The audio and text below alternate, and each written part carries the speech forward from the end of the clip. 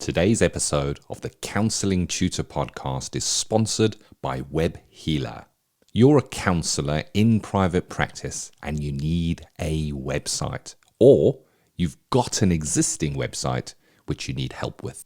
Web Healer are offering Counselling Tutor Podcast listeners, that's you, £100 off the cost of a website design and build. Now, Web Healers specialise in websites for counsellors and psychotherapists. It's what they do. And the Web Healer team provide a completely non-technical, done-for-you solution, leaving you to focus your time on your clients.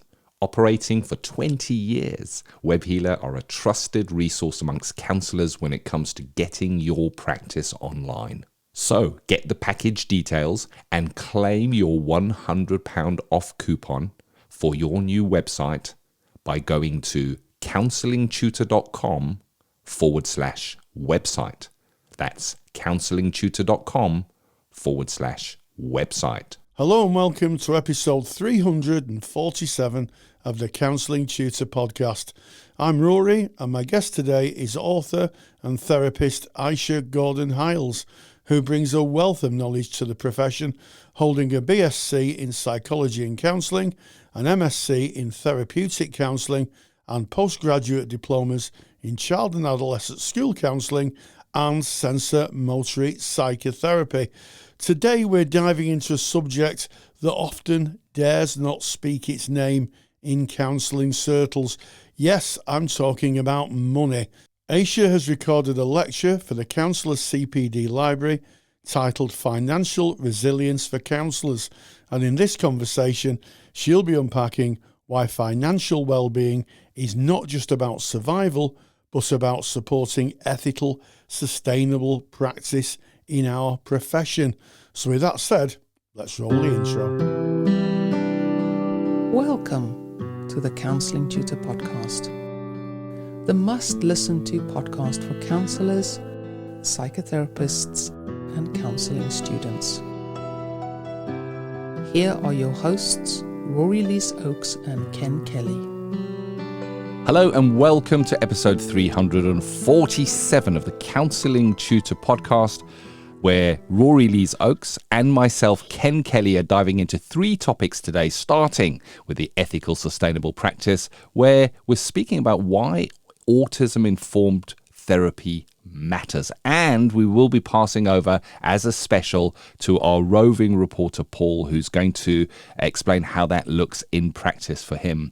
We then go into Practice Matters. Rory has already beautifully introduced that, where we're talking about the financial resilience of counsellors, a really important topic that I see discussed so often on our group. Rory listened, went out, found the right person, so you got that to look forward to in today's episode. And then we go into student services. We see you, our students, on your formal journey to become counsellors, psychotherapists, or to gather the skills maybe for application in another element of your working career.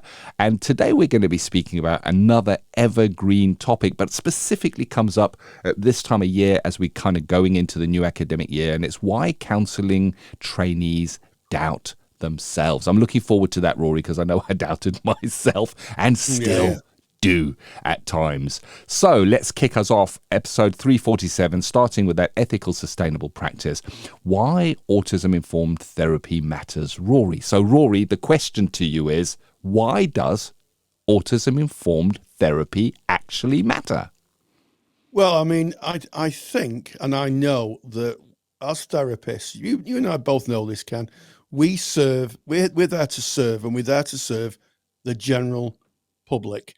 You know, our role is to help the general public, whether we be in private practice or working for an agency, but to help them with the struggles they have in their lives and help them make sense of it and help them empower themselves. And we can only do that if we have an understanding of the panoply of humanity, the complete rainbow of humanity. And part of that rainbow is people who are autistic or neurodivergent. And it's really important that we can make reasonable adjustments and be thoughtful and mindful of working with people who may not see the world in the way that we do. And I'm going to make a point here. There is a legal obligation under the Equality Act in the UK for us to make reasonable adjustments for people who may need some extra form of support. And we can only do that in terms of autism if we understand what autistic clients may face and how they may see the world, and how we can better adapt our practices so that they have a great experience in therapy, as everybody else should have. Oh, I like that. That was so nicely introduced, Rory. So we understand now why it matters. First of all, we have a legal obligation, but I think more than that, it's an ethical obligation to be welcoming and inclusive to all. I mean, it's so much a part of counselling training, and it's a way of being. And I also recognize, if we look to statistics, that 90% of autistic adults aged 40 to 59, and 97% of those are over 60. And it's interesting that diagnosis is rising, but so many remain undiagnosed at the moment. But what's happened, I think that neurodivergence in general has become more mainstream. The information has become more available. Starting to see it in culture, in television programs. It's woven into sitcoms. It's showing itself in so many different places. And people are starting to go, I self-identify with that. And because we have the technology we have today, they're having a look around and they're finding information on that. And maybe through that information, they are looking a little bit deeper. Am I autistic? Am I neurodivergent? And the truth is that the prevalence is rising, that we know, but people that are autistic struggle with anxiety. They struggle with a lot of stress, as do most people. All people can struggle from that, but autism brings with it additional stresses, and we may very well see these individuals coming into our practice and presenting. And as we've said so many times before, Roy, we can only go with the client as far as we can go within our competence. And I think gaining the competence to recognize, to understand, to be able to support someone who is pre-diagnosis, maybe thinking about that, or is maybe going through the diagnosis process, or is post-diagnosis, and adapting to the world on the world's terms, and understand what it is like for them and the adjustments that we can make to make therapy more comfortable, is just in service of those clients, Rory. Yeah, and I think the term is inclusive, isn't it? We talk about inclusivity in lots of different aspects.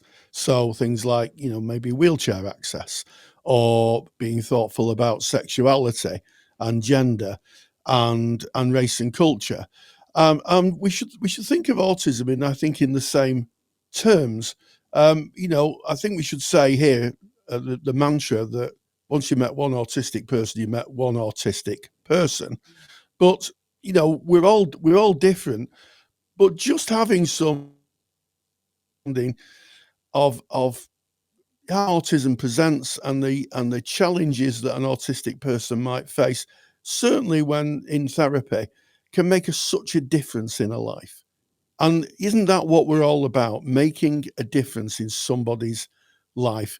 So I think we should be autism informed, just as we inform ourselves through CPD on culture and the law and our data protection. We really have to inform ourselves on all aspects of diversity, and autism is a growing edge of diversity that is coming into not only the nation's awareness, but also, I think, within the therapy room. Oh, yeah, definitely. And there are some barriers that show themselves on this topic as well. And the first one that I wanted to touch on is the diagnostic overshadowing. It can be thought that if somebody is presenting and they maybe consider themselves neurodivergent, and we're speaking specifically autistic today, that the immediate thought may be, I need to signpost you. I need to put you into a medical route. I need to send you to your GP. We need to put a diagnosis in process. It's very heavily overshadowed by the diagnosis process. The truth is that so many that present for diagnosis are not able to be met during that process because of the overwhelm on the system. I'm speaking specifically here in the UK. If you're going into the National Health Service, you're likely to have an incredibly long waiting list. And I've heard so many people that are kind of told it's not really worth it, just take a step back from this process because it is so bunged up. I'm going to use that word for it. And that leaves us with the real work, leaves us with that person in the therapy room. We're looking at lack of training as another barrier in working with this therapeutic process, and looking out. And from our research, so many therapists are saying that they don't feel that the adequate training was covered during their counselling training. It is a specialist area of presentation, and should be worked with an understanding of what that presentation looks like. And as you said, Rory, it's not a one-size-fits-all. It's not a book that you can read that says, now you do this, and then you do this. And it differs from each presentation in the same way as therapy differs with each client that you're going to see. So it's about having I guess a range of understanding so you can meet that person where they are at. And of course, we've spoken about the medical profile pitfalls, profiling, labeling, getting a diagnosis. It may be seen as a step in the journey. It may be seen as, now I have my diagnosis, then I'll be okay. And I recognize in my own journey that once I got my diagnosis, it was only then that I really thought, well, how does this really impact my life? It actually hit harder after I had my diagnosis. That wasn't the end of a road for me. It was actually the beginning of the road. So there's a lot to think about, Rory, and I guess that's why you made the training course on trauma. Not trauma. Autism, although trauma does come up in it, doesn't it? As autism-informed practice, Rory. Yeah, and I'm going to pick up on just on a point you made about diagnosis. Not everybody who is autistic has a diagnosis, or maybe even knows. They may be coming to therapy because the presenting issue is they're struggling in the world. They're struggling to fit in the world. How many of us have sat in front of clients who say, I'm just struggling to fit in, friends, relationships. And the autism training that I created is less about being a specific autism practitioner and working with autism.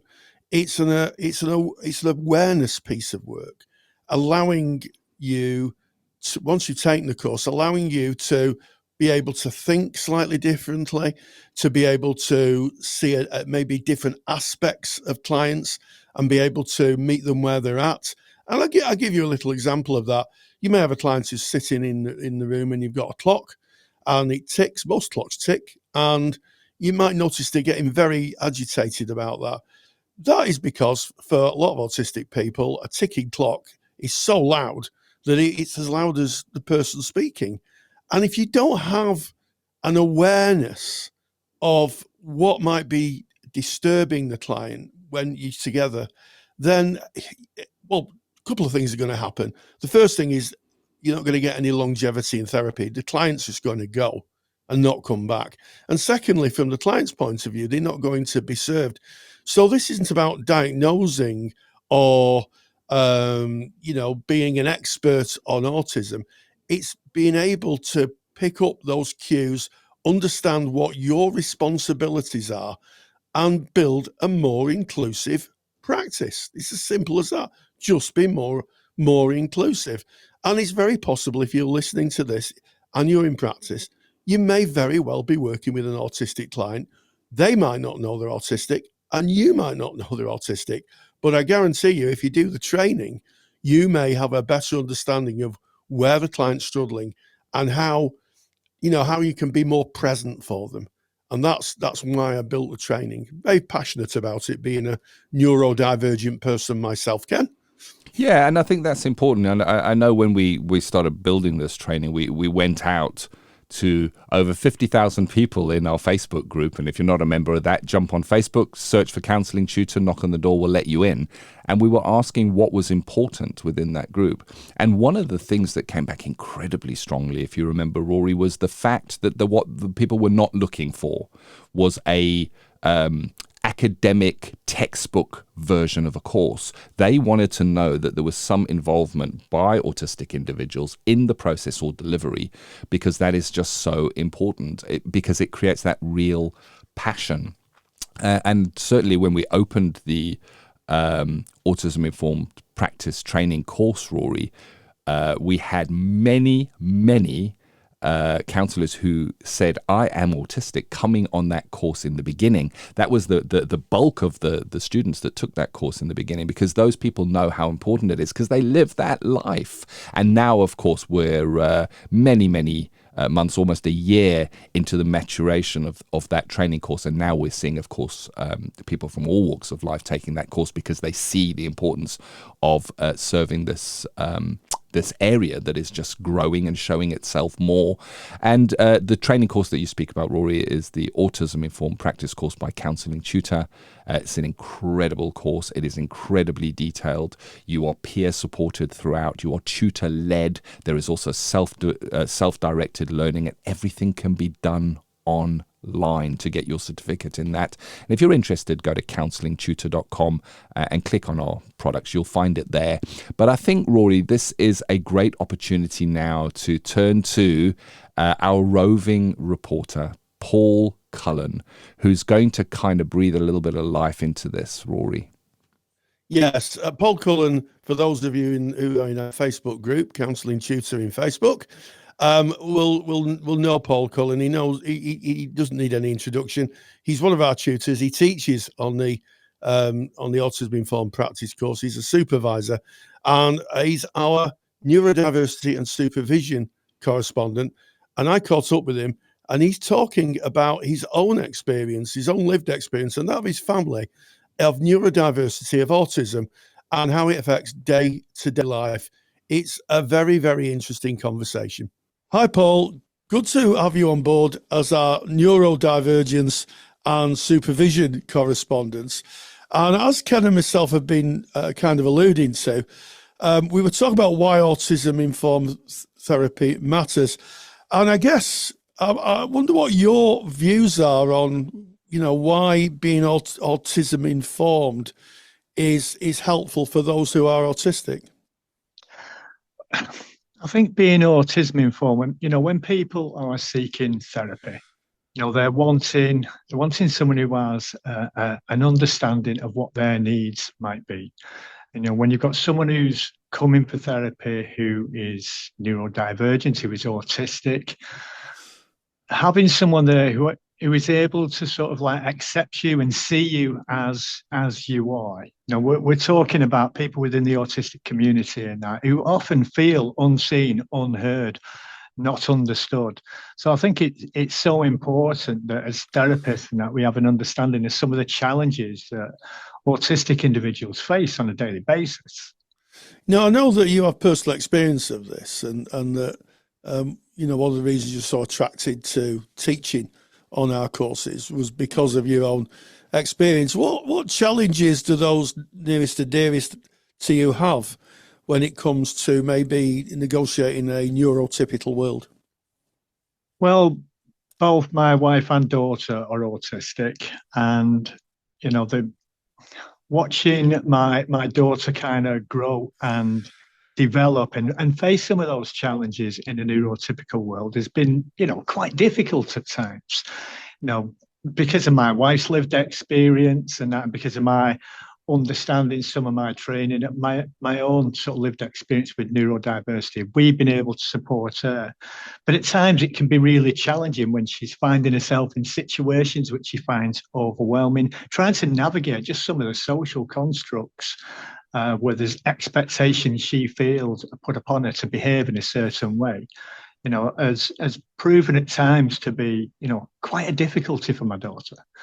This included being in the education system where she didn't find that some of the some of the aspects of the education system particularly suited her, which became a decision that we chose to then home educate her, to allow her an opportunity to grow and develop in a way that, she finds more normal for her. And I use that word normal really loosely. Yeah, I think that's an interesting one, isn't it? I heard you say normal for her to work within her frame of reference. What kind of specific challenges would you be talking about that your daughter or your wife faces on a social or a day-to-day basis?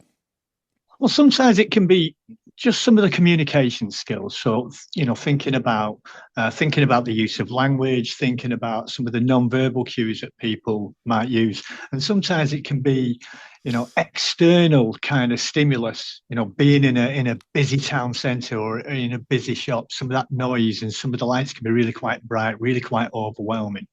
And finding ways to kind of navigate that. And as parents, both me and my wife, picking up on my daughter's cues, when we can see that she's becoming maybe overwhelmed, maybe overstimulated, and trying to support her in that moment. Yeah, I think you make a very good point. I have the same thing with my grandson. He functions along, and then all of a sudden there'll be a kind of a tipping point where he just can't handle the world anymore. And we talk about meltdowns, and I don't know your experience of meltdowns are. Sometimes people think meltdowns are throwing things and exploding all over the place, but they can be a bit more subtle and internalized, can't they? Absolutely. Meltdowns that I've witnessed, some of them have been explosive. I'll use the word explosive now, but some of them have been really quite quiet and restrained, almost like a tightening of themselves. My daughter at some times, and that has just become very still and becomes very sort of like almost quite stoic, really, a verbal speech, and that becomes very quite automatic.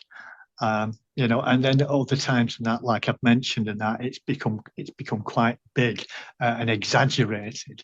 But it's the subtleties that we've been able to start to recognize, so we can maybe support and intervene and find out what she needs in that moment to kind of reduce and help stabilize her.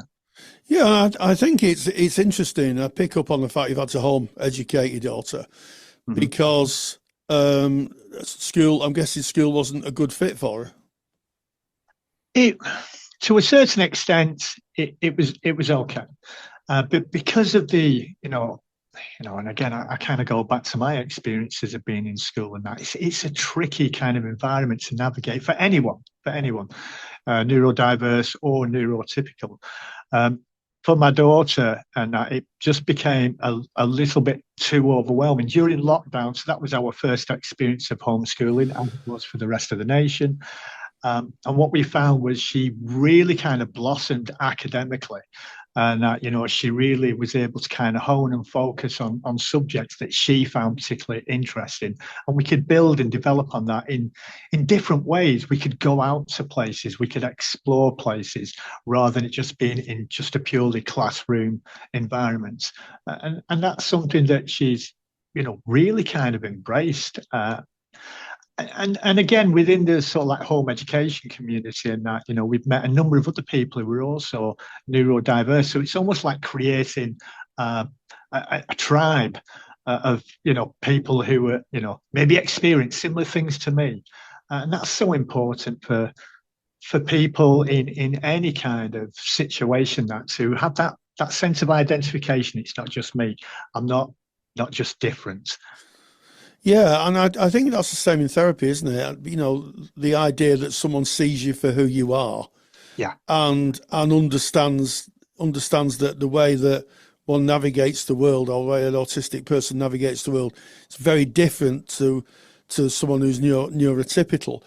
And I don't know what your thoughts are, Paul, but my thoughts are that if you can create an environment, this is what Carl Rogers said, if you could create an environment that's threats free. I mean, I'm paraphrasing a lot of Rogers' theory in one sentence here, that, therapy will work. And in fact, and Roger's talked in the 19 propositions about, people can change if in the absence of threat. I think it's proposition 18, but please don't send me any letters to the post bag if I'm wrong. In the absence of threat is the term used. And what is that an idea that I think is essential if you're working with neurodivergent or autistic clients in therapy? Absolutely. You mentioned Rogers and that, so that the kind of quote that comes to mind is, given the right conditions, everyone has the capacity to grow. And it's providing those right conditions. And I think when we're working with people within the autistic community, we having knowledge, having understanding, not necessarily lived experience now, but just having knowledge and understanding can help you start to think about how you can provide those right conditions, that rich, fertile soil, to give people that capacity to grow.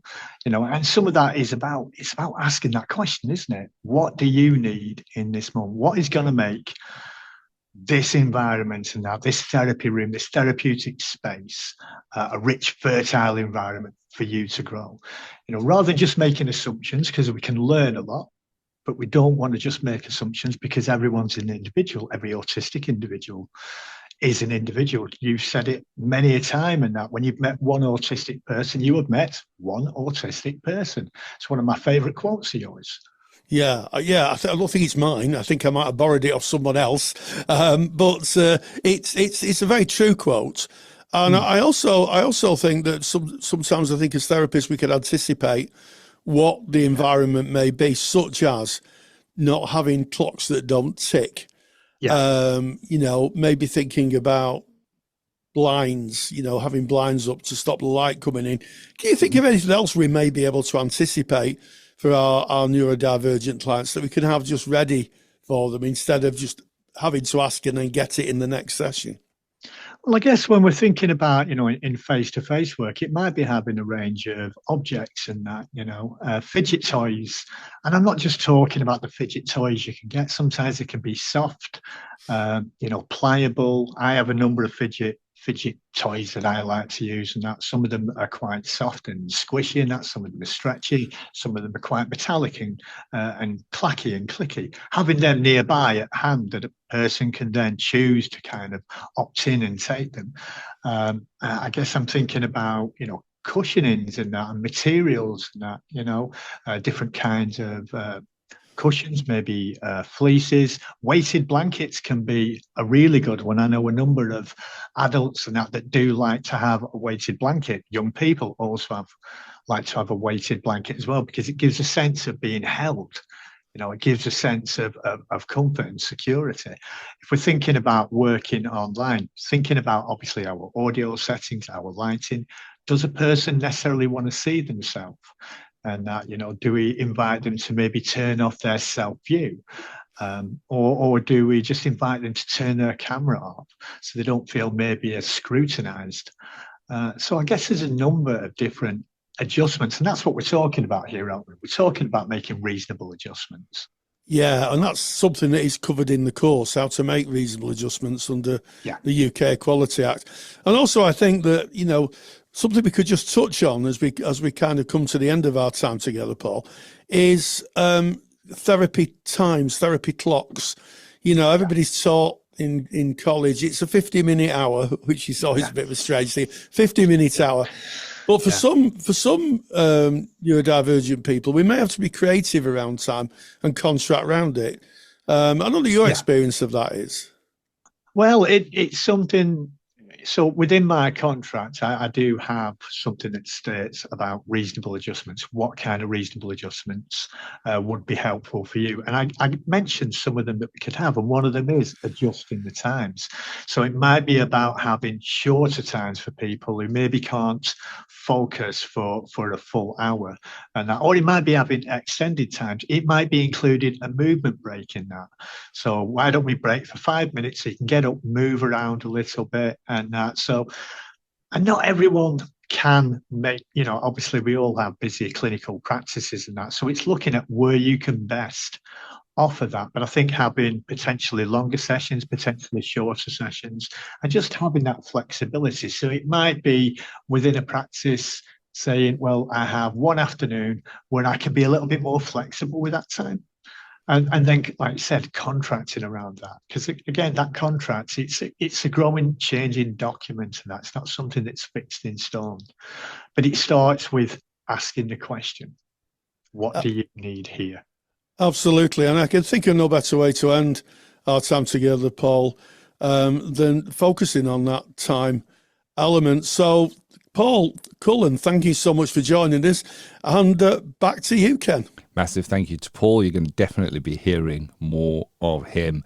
And that was today's ethical, sustainable practice. So we now move on to Practice Matters, where we look to experts to bring advice and guidance to you for topics that we see many people speaking about and asking us about. And I think today is a hard hitter. It's that financial resilience for counsellors, Rory. And I just feel that it's just getting harder and harder to be financially resilient. And I think that this is important information, because I don't remember a single lesson during my counselling training that was around planning your finances and being resilient and planning to be resilient with going out and being a counsellor, Rory. Yeah, absolutely. As I alluded to at the top of the episode, money is the word that dare not speak its name. I caught up with Aisha Gordon-Hiles, who's produced a fantastic lecture in the Counsellor CPD library called Financial Resilience for Counsellors. And here she is to give us some overview on what we really need to think about in terms of our finances, and indeed, to plan to be successful privately employed therapists. And this is what she had to say. Practice Matters is proudly sponsored by the Counsellor CPD library. To access top quality, relevant continuing professional development for your practice that you can do at a time that suits you, and all for less than the price of a cup of coffee, visit counsellingtutor.com. Today I'm joined by Aisha Gordon-Hiles, an accredited integrative counsellor, a tutor, supervisor, author and co-founder of the Contain Clinician. Through the Contain Coalition, Aisha supports therapists with resources, workshops and training designed to help them protect their well-being, strengthen their boundaries and build sustainable practice. She's worked across charities, higher education and young people's services, passionate about helping therapists think outside the box and create careers that work for them. Today, she's here to talk about her lecture in the Counsellor CPD library titled Financial Resilience for Counsellors, a subject that's gaining more and more traction in the therapeutic community and has a significant impact on our well-being, our boundaries, and ultimately the quality of care we offer our clients. So Aisha, you're very, very welcome. Thank you for having me, Rory. So you made this lecture. I had a look at the lecture. I was mightily impressed with it. And I just wondered, in terms of a personal connection, what was the moment or experience that made you realise that financial resilience is a crucial part of being a counsellor? I think that actually happened more recently. I have a 2-year-old son, and I had to leave my job, my paid employment as a counsellor, when I finished my maternity leave due to various reasons. And for me, I think then diving into private practice properly, I'm going to say in inverted commas, really made me have to have a look at what I was doing. It really made me have to put my business hat on, not just for, the sustainability of my practice, but also for the sustainability of my family and the commitments that I now had that I needed to keep up. Anyone that has children will know that childcare isn't cheap. So I needed to make sure that everything was as it needed to be able to provide for myself, my family, but also so that I wasn't going to burn out in practice too. And I think also in teaching level 4s, I realised, and in my supervision practice, realised that this is something that is just not covered in trainings. Counsellors often have no idea how to protect themselves and their practices financially. Yeah, absolutely. So it sounds like this was driven through a very personal connection about kind of self-survival and how you're going to be in the world and how you're going to take care of yourself and your child. And this has all come about and made into a lecture. Now, I looked at the lecture and he talked about bare bones budgeting, which I thought was a wonderful term. Could you explain how counsellors might start doing this and why it matters? Absolutely. So your bare bones budget matters because you ultimately, in layman's terms, need to understand the minimum amount that you need to bring in every month in order to survive. And I talk through this in the lecture of, your bare bones budget is no bells and whistles, it's no thrills. It's no sort of your Starbucks and your Netflix subscriptions. It's your absolute bare minimum. And I think a lot of people, when they're setting their fees, just kind of have a look on directory, sort of benchmark themselves alongside other practitioners, maybe in their areas. And actually that doesn't reflect then their lifestyle and the things that they need to sustain. And I think it's the quickest way, without having one, it's the quickest way to kind of drive your private practice into the ground, really. Yeah, it is, isn't it? I mean, when I was in private practice and I started looking around and setting fees, there were people who were offering home visits for £5. Wow. And £20 an hour. And it was really interesting. I made a note of who these folk were, and I've gone back, and none of them are around anymore. None of them are around, and I don't want to gloat and laugh at people, because obviously people are trying to make a living. But I did think at the time, how is that sustainable? You've got to charge what you're worth. Do you think that counsellors struggle with seeing what they do as a value proposition in terms of pounds of, other currencies are available, but it just in terms of the financial side of it? Absolutely. I think, like anything with us as counsellors, we know that there's a story behind most of the things, and your money story is really important. So I think one of the things that I see counsellors really struggle with is their relationship with money, which means that they're then not able to necessarily set their fees as they might like to. The other thing is, I think, because of the way that we rely on money so much in the society, you've got a kind of cultural clash almost between the kind of nurturing nature, kind and caring nature of counselling, and then this kind of really harsh thing that's money, and they don't sit very well alongside each other for a lot of people. So I think it is harder in our profession. I think you've also got to then deal with scrutiny from others of, well, if you cared, you wouldn't charge that or what have you. And I think for me, what it boils down to is ethical pricing that's actually based on a model. And I go through the model that I use for my own pricing in the lecture, because that can be justified. And for me, that feels ethical and comfortable because it feels ethical. Absolutely.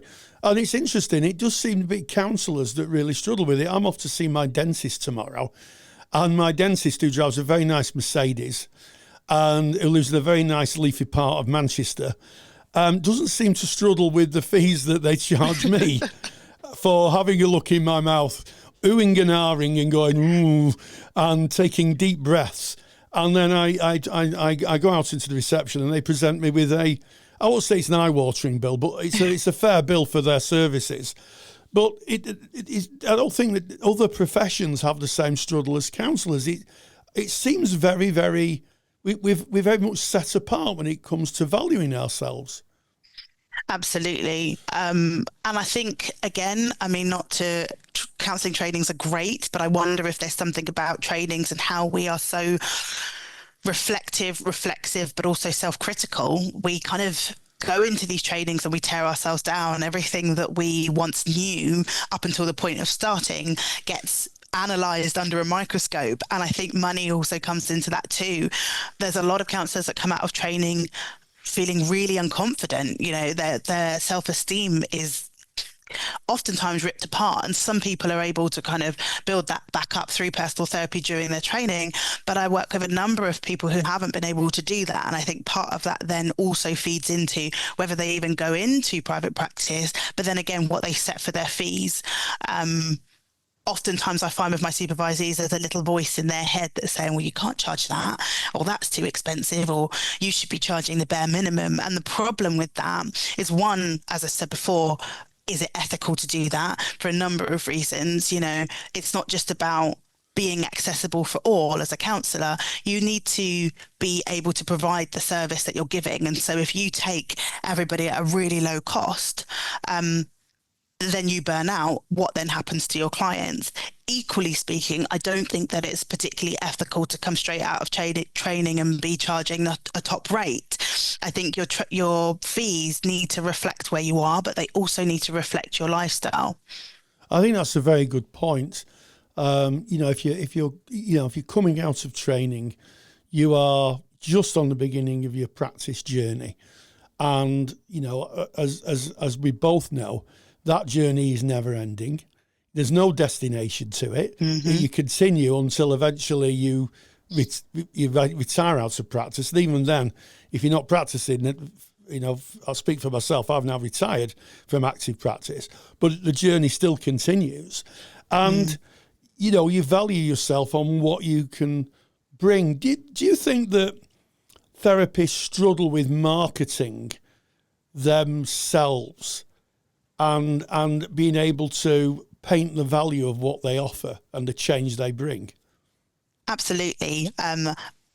Whilst I was training, I described counselling as grey, and not because I thought it was sad, but because there was always a kind of like well, it might be this, or it may be that. There's nothing necessarily concrete, I think, in counselling. It's not, this client has presented with this is definitely what's going on for them, and this is the way that you work with that, and this is the outcome that you're going to have. We're talking about people here. And so to be able to articulate the change that you bring can be really difficult, because people are so nuanced, and so is the work that we do. And I think when you're just starting out, you might not be able to see exactly the change that is brought. I mean, we do have things like the core and things like that are blunt instruments that give you some indication of what's going on for your clients. But I think, see, another thing's just coming up for me there about how sleazy sometimes it feels to counsellors to be marketing themselves, again, because I think it feels at odds with the kind of nurturing, caring part of the profession. So I think that counsellors do really struggle to market themselves because it's difficult to quantify what we're bringing to clients in terms of change. I think there are people that are better at it than others. And I think sometimes, I don't do this myself, but sometimes when you're able to kind of niche into something, that makes it a little bit easier. If you've got a specialism and you know that you work really well with this thing, I think the confidence to market yourself for this thing and to say what you might be able to bring to the table for someone is higher. But if you're someone like myself as a practitioner and I don't niche down into one specific thing, I like to keep my fingers in lots of different pies and work with lots of different presentations, it can be more difficult to articulate. But I think the transparency is really helpful in that. And I think sometimes there's a fear to even be transparent that, you know, this is the way that I work. This may be really helpful for you, but it also may not be. And we're touching on something, well, for me anyway, completely different here in terms of the way that I structure my practice. I always do my assessments as a bit of a single session. That means that I give the clients something that they can take away with them to work on that I think would be helpful for them, so that if they ever didn't come back to therapy, that they can at least feel like they've got that out of it. Because I know that sometimes that can be tricky in itself, feeling like someone's paying for something that might not work. But I think the thing that is often missing is remembering that therapy is collaborative, and I think a lot of therapists put the onus on themselves to get their client to a point of change, and actually there's a real focus on the relationship and the collaboration between the two and what happens between the two that is missing from that. Yeah, absolutely. I think that the facilitate, I mean, we're going slightly off the topic, but the facilitation piece in counselling where you're empowering people to be themselves and to be the best version of themselves, or to make positive changes in their life, is for me the basis of therapy. And I think that that's something that is sometimes misunderstood and sometimes isn't communicated when therapists market themselves. And I was having a chat with someone the other day, and they were saying, "Oh, I don't like to charge too much, and and I think I should charge less." And they were struggling a bit. And I said to them, "Do me a favour. When we've finished this chat, go and stand on the edge of the street and look at the cars that go by." I says, "You'll see people driving Porsches and Range Rovers and all sorts of expensive cars. You'll also see people driving Minis, and you'll see people, even those are quite expensive now." Yeah. But I was thinking Mini isn't a cheap car, is it? But older cars that, are less expensive. And the people who bought the expensive cars are happy to pay for them. And I think it's something about underestimating clients. I know that when you give something, I'll hold this imaginary glass up to Aisha, but you can't see it on the radio, as it were. But, I might say that glass is £10, and someone might say, "Well, that's really expensive." Or someone might say, "Well, that's great, I'll take it." Or someone might say, "Well, that's cheap, I don't want it." And it's about painting the value of what you do. And that's how businesses work. And I've used the B word, haven't I? Well, yes, but I'm glad you have, because I think that's also part of the problem, isn't it? Is that counsellors don't see their private practice always as a business, and that's exactly what it is.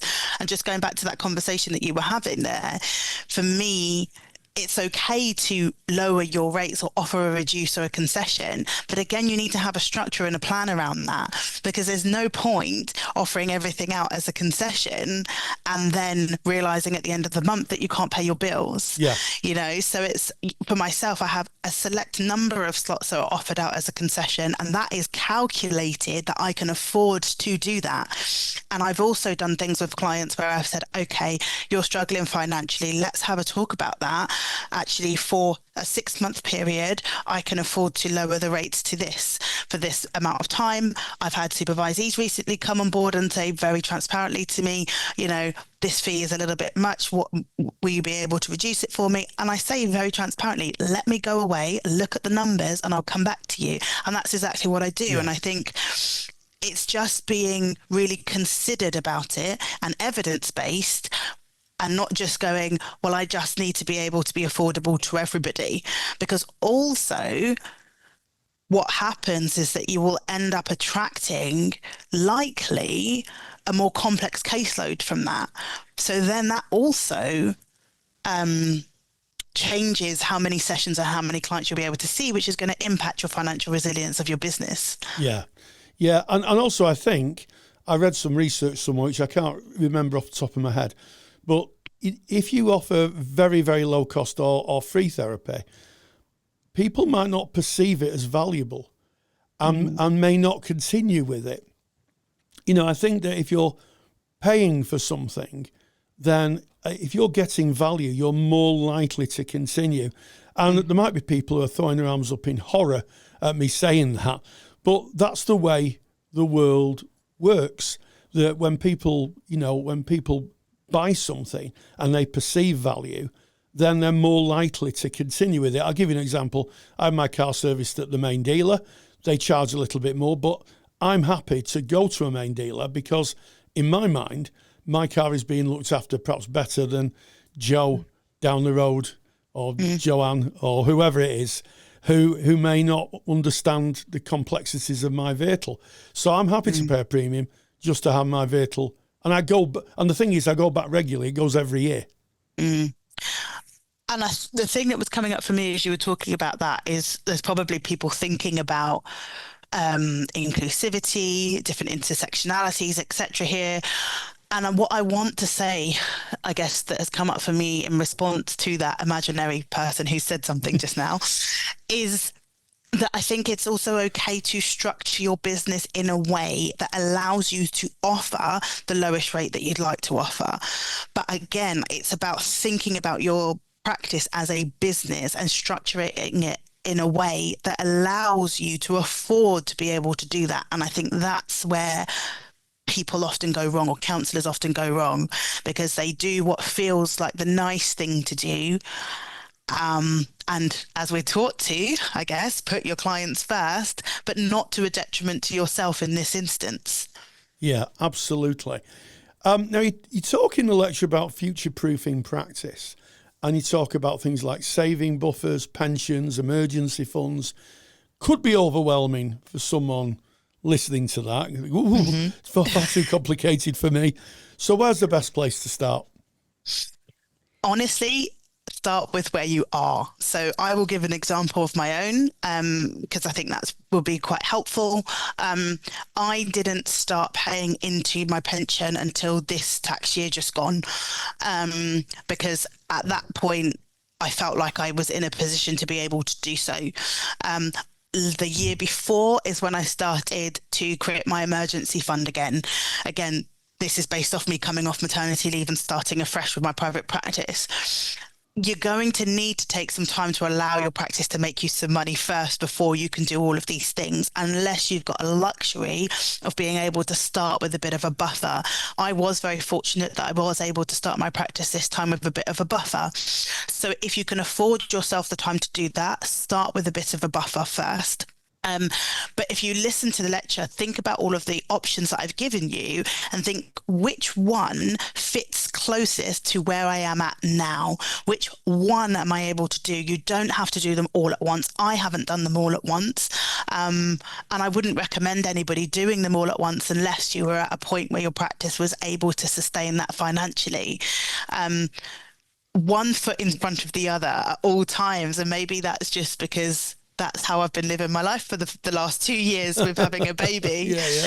Just putting one foot in front of the other. But I think that would be my advice to anybody, is listen to it all, but then take a moment to sit back and go, which bit feels like the easiest reach from here, and start there. Yeah. And I think, having your practice on a solid financial footing isn't just good for you, but it's also ethical. Because nobody wants to go to a counsellor who effectively says, well, I can't do it anymore because I can't afford it. Exactly. And I think that, that's why money's important. Now, you talk about the idea in the lecture of like internal beliefs about money. You've spoken about it at the top of our interview, and how money can affect boundaries and business decisions. What kind of beliefs have you noticed counsellors holding, and how can they begin to shift them? Oh, that's a good question. I think one that comes up a lot is that counselling is expensive. And I see this from trainees to qualifieds, like the whole spectrum, in people not wanting to pay for counselling themselves. So, not wanting to charge what they wouldn't pay for themselves, or charging more than they would agree to pay for themselves. And I think when we're thinking about our beliefs about money, the first thing we need to do is pause, take a moment and actually draw awareness to the fact that they're there. What's driving these decisions for me? What's going on for me here? I'm a massive advocate of clinical supervision, so I would always say to people to take these thoughts and feelings to supervision.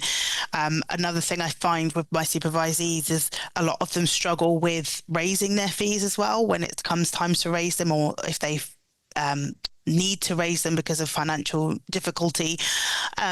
Taking those issues to supervision, I would swear by.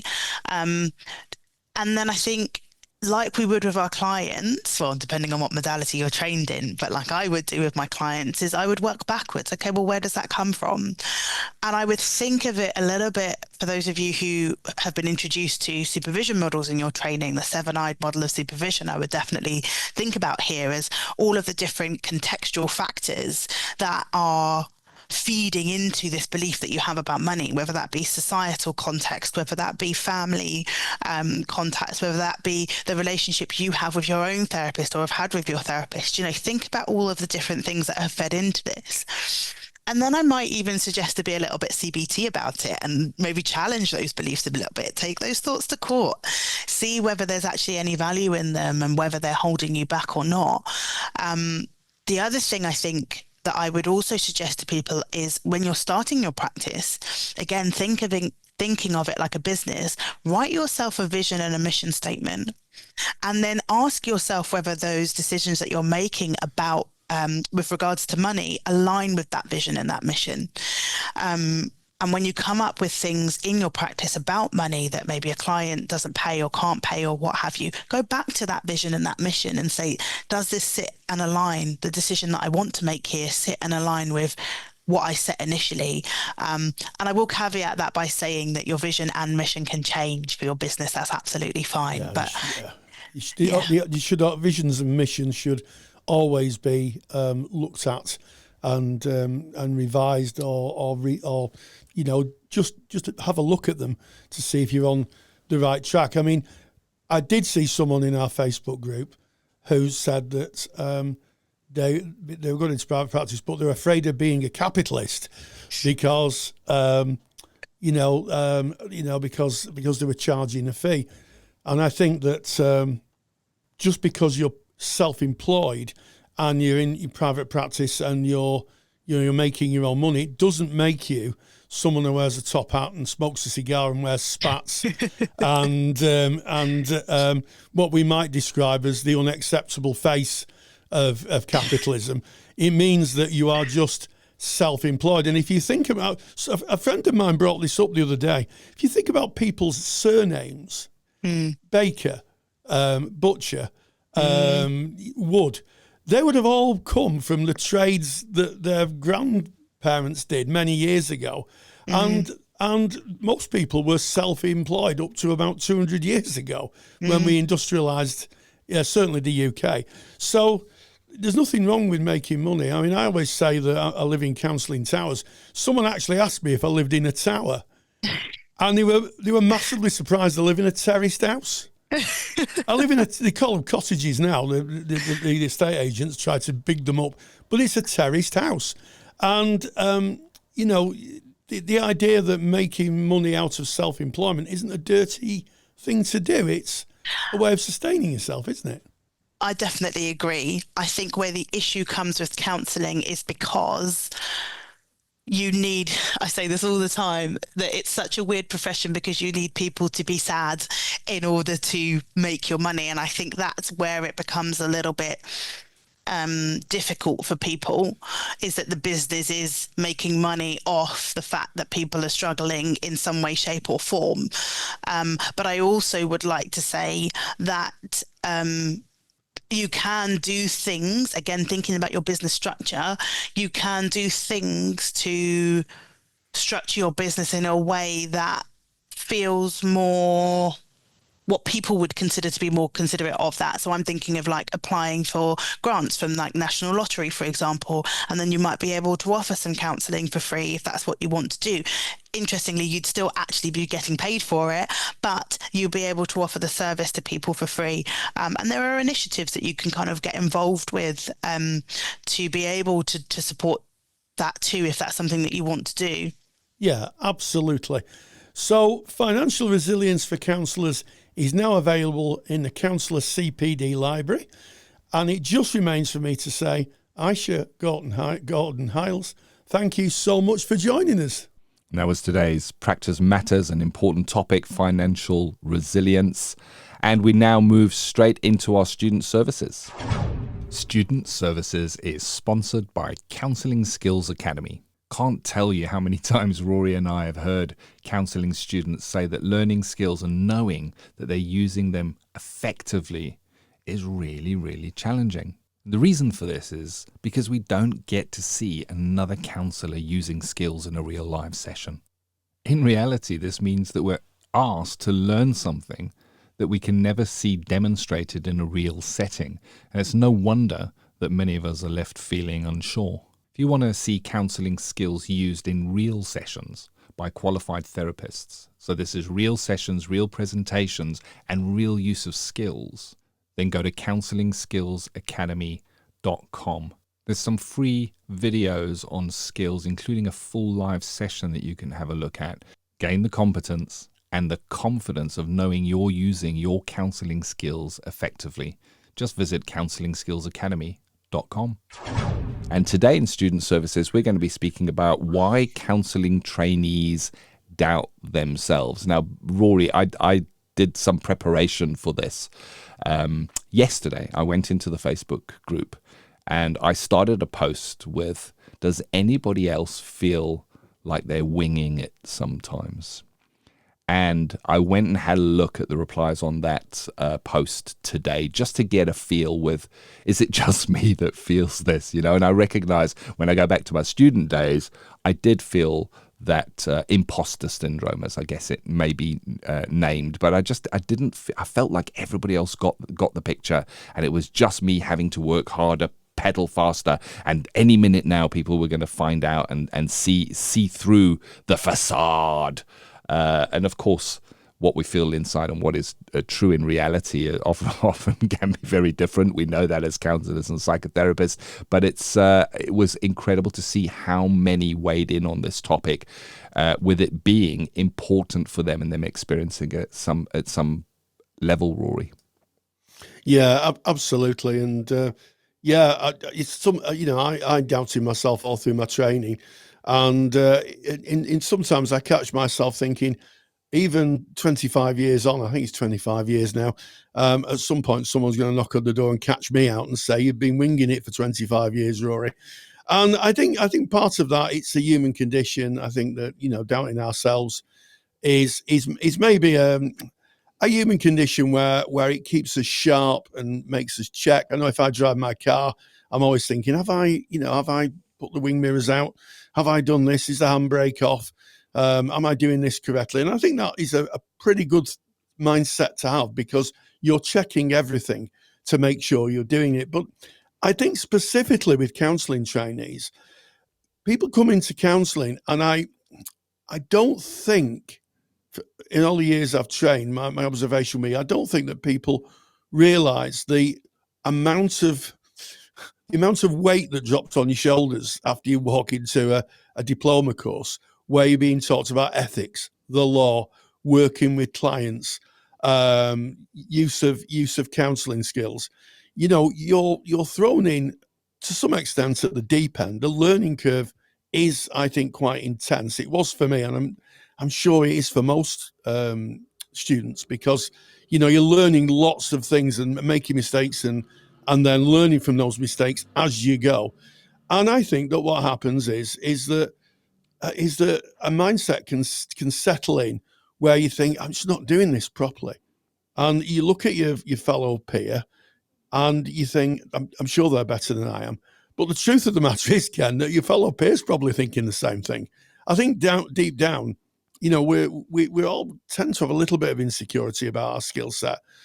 But I do think it's down to the fact that the training is so intense, and tutors who lead courses are rightly saying that you're moving into a profession. It's a professional job, and you're professionally accountable, and I think that contributes to it. But the truth of the matter is that actually having doubts and double checking yourself isn't always a bad thing, because what you're doing is you're thinking about, am I doing this? Am I thinking about law? Am I thinking about ethics? How am I showing up in the therapy room? So, sometimes, as I say to my little granddaughter who's 5, the difference between anxiety and fear is literally just your mindset. It's literally your mindset. It's the same emotion. So it's how you kind of frame that.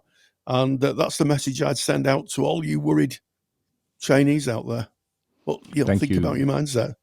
Yeah, it is. It's interesting, because I kind of looked over what are the topics that were shared within that post that I put on, And it is that winging it is common. So like you've just said, and we're going to get to these and we'll go a little bit deeper. And we've also got some help for you as well. We've got some suggested techniques. And I just want to put this in as a little hook. We also have a lecture on looking at this from a student's perspective, and we'll give you the link or how you can access that in just a moment as well. It's free. So you're gonna love it. So winging it is common. Theory, as you just said, Rory, is a big trigger. Very often when you're faced with unknown information, it can be a trigger of that. Neurodivergence and disability amplify this. They can. Anything where you feel that within yourself, I am different than, can be used and anchored in the mindset to causing that feeling of, this is just me that's winging it here. Positive feedback doesn't always land or help. People saying, oh no, you don't need to feel like that, you're going to be fine, you'll get through it, don't worry about it, it'll be fine, doesn't always make it go away. Support makes a big difference. So having proper support, people around you, peers cheering you on, your tutor being reassuring and giving you great feedback, this is really helpful. And one of the big ones is it never fully goes away. And I can certainly relate to that. It never really fully goes away. But as you've said, Rory, and I think that this is a great point in starting this, we need to normalize this. This is a normal feeling that is shared by so many people. It is not a fault within you. Think about in counselling and psychotherapy, we will often provide psychoeducation for a client to normalize something that they're experiencing, where they think, I'm the only one who's going through this, nobody else has faced this before. And as the counsellor, we might share a little bit of information that makes the person go, oh, it's not just me. Wow, so many people experience this. And the same is true of imposter syndrome or feeling like you're not good enough. These are very, very common amongst so many people. And the way to work with this, it's not about a destination. It's not about saying, right, so I feel imposter syndrome, so what I'm going to do is this little exercise over here, then the imposter syndrome is going to be gone, and then the rest of the year is going to be plain sailing. It doesn't work like that. It's about growth, anchoring yourself in growth, not projecting perfection. So perfection is looking at the highest achiever in your group of students and going, oh, how come I'm not getting what they're getting? Look at your growth. How have you grown in this assignment submission to the last one? Or how do you feel about that? So that is a really important part. When you're looking at the theory, which can be that big trigger, to recognize that all that theory is a tool. It really is just a tool. It's not a test of your knowledge. Yes, we have to learn it. Yes, we have to understand it. But there comes a time after assignments where that theory just kind of melts into the background and underpins what you're doing without you needing to think about it too much. And lean into supervision. If you are client facing, go and speak to your supervisor about it. One of the things about this imposter syndrome is it wants to hide itself away. It wants to say to you, it's just you. You can't tell anyone. If you tell them, they're going to know about this. They're going to see right through you. And the exact opposite of that is true. The more you can voice it, the more you can tell people, the more you can share it with your peers, the more they can use their empathic feedback of how it feels for them and how they see you. Share it with your tutor, share it with your supervisor. Lean into the support that is around you to bolster yourself. And a really good exercise with this is if you can keep a journal about the things that you may feel imposter syndrome around. So I'm going to give an example here, and I've asked my daughter if I could share this. She's just finished with her master's. She's just done the final piece of work, and she's waiting for her marks at the moment. And the final piece of work was a formal presentation where she had to stand up and she needed to speak about her thesis and what she was putting in and defend that and do a professional presentation on that. And there was so much resistance around this for her. She felt such deep imposter syndrome. She couldn't sleep at night. She couldn't eat properly leading up to the presentation. I spoke to her yesterday and I asked her how the presentation went. And all of that feeling is now gone. It's gone. It's almost like she doesn't remember it. She's now on the buzz of how the presentation went, how that made her feel. She thinks she did okay, and she's in a completely different place. So the tool is to journal about the imposter syndrome or the feelings that we have, and then look back on that after an event or a little bit further on and look, is there reality in this? We're almost challenging our belief systems and say, is this still true? And it's not true anymore. So it does go away. So therefore, it links it right back to where you started, Rory, of it being a state of mind. Yeah, absolutely, Ken. And also, I think there's a great benefit in the mindset of moving on. I can remember times when I work with clients and I've said to someone, "Oh, hello, Tom," and they've said, "My name's not Tom, my name's Richard." And I've said, "I'm really sorry, Richard. I just had a bit of a mind drop there, and apologised. It was all good," and moved on. What I didn't do is spend the entire session thinking, "How could I have got that name wrong? What an idiot I am." I got the name wrong, which it does happen from time to time. I put it to one side and said, apologise, and I moved on. And I think what I would say is, if you perceive that you're making mistakes, then I'm going to use the word perceive, because not all the things you do are going to be a mistake. Don't kind of ruminate on them, just move past them. And if necessary, examine them at a later date. We do things all the time where we get things wrong. Humans get things wrong. I walked into the woman's bathroom in a restaurant by accident last night, and then, took myself out very quickly and went to the men's. I didn't spend the rest of the evening thinking, "Oh, I walked into the woman's bathroom. What are people going to think about me?" I just thought to myself, I made an error. It's not the end of the world. It's all good. I'll get on with it. And I just put it out of my mind.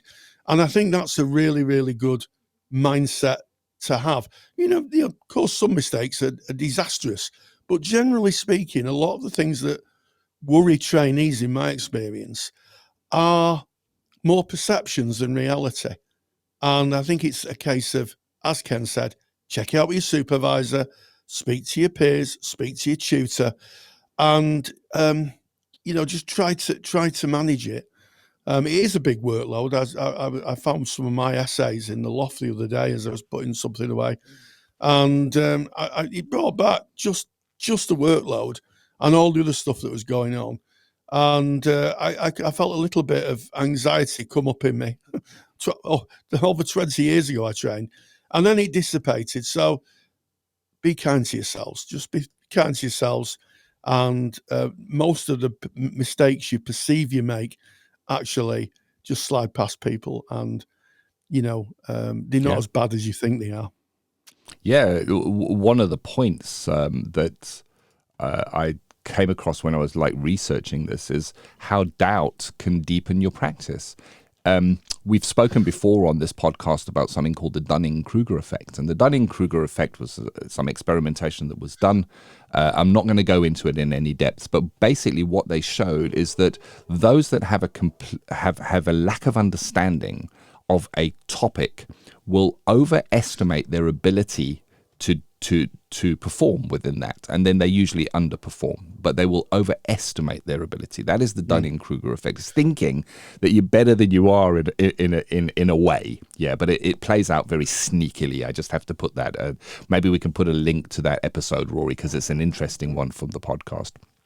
But now, the opposite of that is going, I don't feel ready. I don't feel. I don't feel that I can do this, and that doubt means you care. If you didn't feel that, you wouldn't care. You doubt. It means that you really care, that this is worth doing, that there's a meaningful outcome in this for you. You see it as high stakes, and there's nothing wrong with that. Doubt can deepen your practice. I know that a lot of the stuff that I took to my supervisor was when something would play out with a client, I would go, is that right? Have I done that correctly?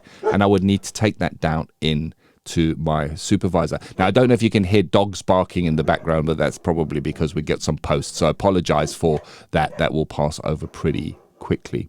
So I did mention that we have a lecture on this. So this is a lecture that is coming up.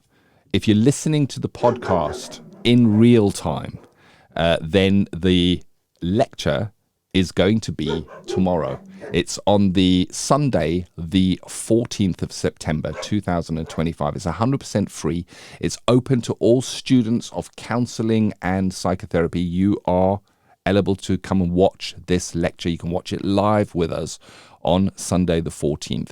If you kind of missed that and it's past that date, don't worry. Just go into the Counselling Tutor Facebook group and there will be links to a replay of that lecture. It's Josephine Hughes that's going to be delivering that lecture. She's done so many lectures for Counselling Tutor. She is outstanding. And the topic is making yourself resilient as you enter this next academic year of study. How can you prepare yourself so that you're not facing this imposter syndrome? And she's got some really good, real world, tried and tested tactics and ways that you can work with yourself to make sure that you feel robust as you enter your year. And when you do start feeling a little bit shaky, you can turn to the tools that have been shared with you, Rory. Yeah, absolutely. And if you want to share that opportunity to attend live or the link for those people who cannot attend live, if you go to counsellingtutor.com, if you go to episode 347 on the podcast tab, you will find in the show notes a link either to the lecture itself, or alternatively, when we've delivered the lecture for the future, a replay, and you'll be able to click on that and watch them. So if you're listening to this, why not share that amongst your peers and let them all get a free lecture and maybe help them out in their anxiety, Ken? Thank you very much, Rory. And that leads me to say this has been episode 347 of the Counselling Tutor Podcast. It has. We started with ethical sustainable practice, and we talked about why autism-informed therapy matters, how it serves clients, and how it strengthens and makes your practice more holistic. And of course, we heard from Paul Cullen, who's our neurodiversity and supervision correspondent on that topic. In Practice Matters, I caught up with Aisha Gordon-Hiles, and we talked about financial resilience for counsellors, something that everybody in private practice, or those who wish to go into private practice, should be listening to. It's interesting listening, and it gives very practical advice on how to start in a mindset of effectively being resilient with finance. And then in student services, Ken and myself had a little bit of a chat about why counselling trainees doubt themselves. And there's a link to a fantastic lecture in the show notes, and you'll be able to go and watch that lecture and be able to, understand a little bit more and maybe, give yourself a bit of a break.